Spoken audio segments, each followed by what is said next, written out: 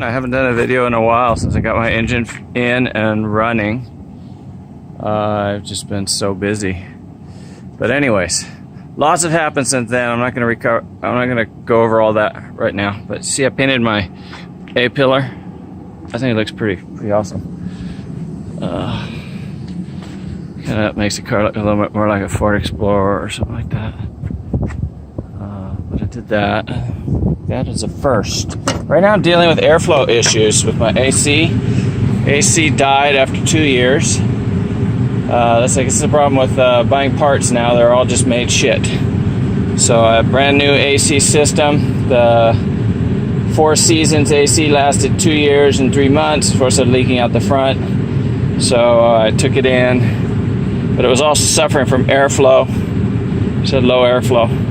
So I put a new AC, new compressor in, new dryer, recharge the system. AC is blowing cold, but the AC guy doesn't know why it's not blowing strong. I guess he's not a very good AC guy. So looking around, I came upon this, how to troubleshoot something. So I'm just going to cover just the basics. So this is the basics on how the box comes out. There's also another panel here that's just two little screws from the bottom for the Phillips. So it gives you access if you want to take this panel out, which I did next. The first thing it is, I took out the vent flap controller. I'm not that savvy with a voltmeter really, so I don't necessarily use one too much. So what I did is I took it out and I just replaced the part, but I didn't need to do that. The only thing you need to do is take this out with these 2 screws, or at least this one, maybe that, no, just this one screw, undo this, and then put a flathead under there and pry it out, and then put it in the back and prop it up.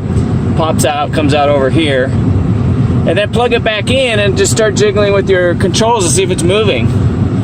So it's turning, it's fine, and then I can see this going up and down, so I know that this is all working without having to go and buy a replacement or put a meter on it or anything.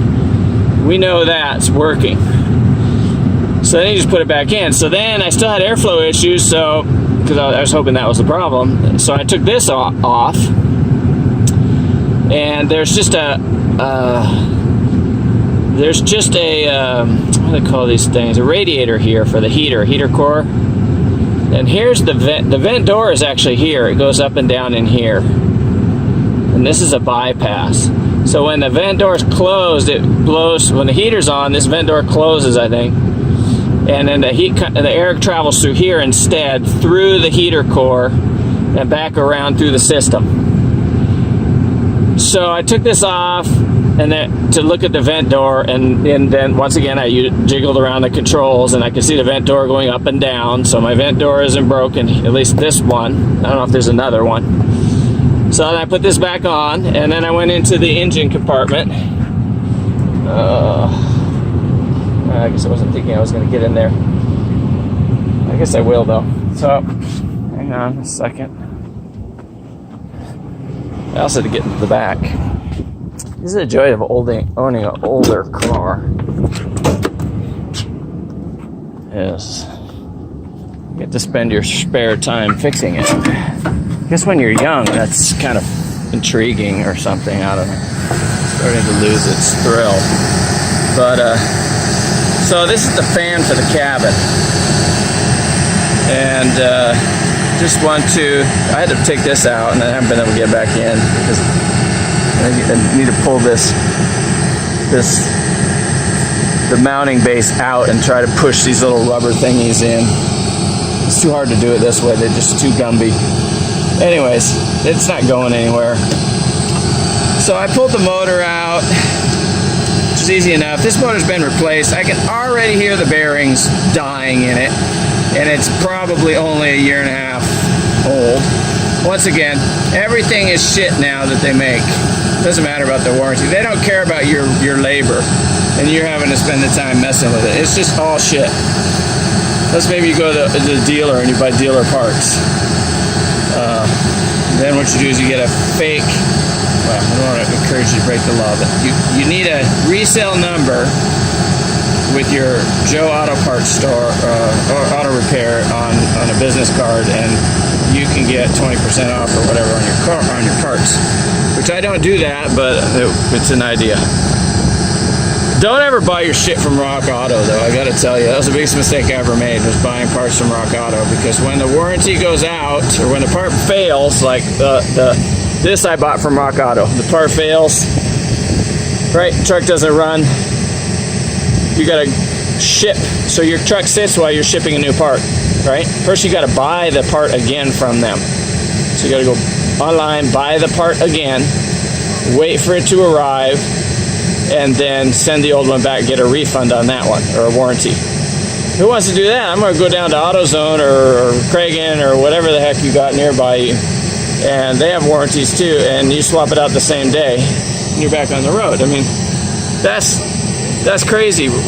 Don't buy your stuff from Rock Auto. That's just asking for trouble, unless it's a part that's never gonna fail. Or doesn't affect your drivability, so you can wait 5 days for the shit to show up.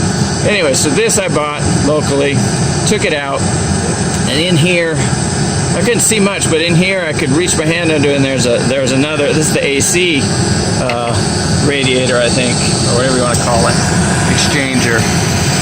And the air, when it's cold, is going through here, this way.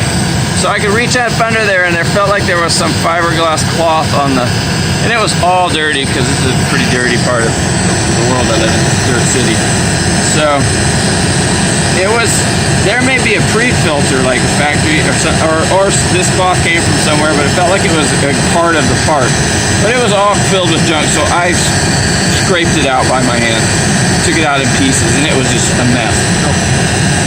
And then I took the blower and I blew air, because I have an electric blower, a lawn blower like that right there. And so I took that in, I blew through the system, blew some air out, and I also blew through the cabin, blew the air out and the dirt, shit out of the system. And then the air flow is fantastic through the cabin, in the front system. Problem is, in the back, it's still not working very well. Well, on the back, the fan wasn't working at all, because you got your back AC. This fan wasn't working at all. I took this out, I took it apart and cleaned it, and it started working again. So I figured, what the heck, I put it back in. And I can't feel anything through there. Maybe this is why I don't have enough airflow. I noticed that was off. And this could be the reason there wasn't enough airflow coming through. Because before, the fan wasn't working in the top at all, along with all the other, everything failed at once, it seems like. So I wanted to see, because there's another, back here there's another vent door controller. This is the auxiliary one, so when you do buy them, you have to make sure you buy the you have to make sure they match. They don't really know what they're giving you, it seems like, at least at my store.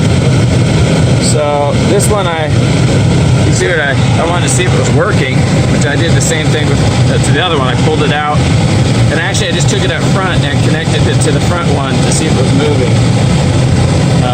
And it was moving, but of course that doesn't tell me that the power is coming to here, so I put it in here and I put some vice grips on here, and I could see them moving, because it's really hard to see this pin turn. So I could see that, and of course when you start this, you gotta remember where you started your control settings at. Mine was in the middle, so, because you want it to be easy to put back in. And this is how much I had to take the panel off. Now I already had my carpet out, so that was the easy part. Carpet was already out. So then there's one prying here, one pry clip here. There's one pry clip here. I hate these things when you get an old truck, but you start prying these and they break. And then you're screwed. I don't know. So this is where I'm at, man. And then I had to undo these 3. 1, 2. There's 2 of these that are Phillips. Little plastic push pins. Undid this. I just jammed some 2x4s in there so you can get a wrench on it, because I think taking this whole thing out is a lot harder than it looks. And maybe you get it out, but you're gonna be, and I already had, like I said, I already had the carpet loose. If you don't have the carpet loose, this is just gonna be a disaster for you. But there's one pry spot right here. that I got out. Hopefully we'll get it back in. I'm not sure what's holding this. I took this out and there's another pry spot here. I got that out. That allowed me to pull it out this far. That's all I'm gonna do for now, because I could just see you getting this thing out and not being able to get it back. In fact, I don't even know if I'll be able to get it back right now. But, because like I said, once you get these old trucks, all these clips start breaking off, the plastic mounts start breaking, and like here you can see here from the from the edge molding here, this is broken off. So, you know, and some of these parts you can't even go buy anymore. Or you're headed to the junkyard. I would love to buy a carpet kit from the junkyard, because nothing beats these carpets. But I see I spilled and I spilled some acetone or something there, so I can't salvage mine. But if I hadn't have done that, I would just clean this up real good, which I did anyways. I separated so I could wash it. I took the jute backing off it, but I still kept it because it's formed. And then I scrubbed the heck out of this to get and it's already dirty again. I'd love to have a nice vinyl floor, but I've heard they don't fit well, the aftermarket ones. So I'm not gonna do that. Anyways, that's my little project. I'm not gonna take the whole panel off, as I said, but that's me troubleshooting the airflow on my AC. So if you're suffering with that issue, hopefully that's be slightly helpful.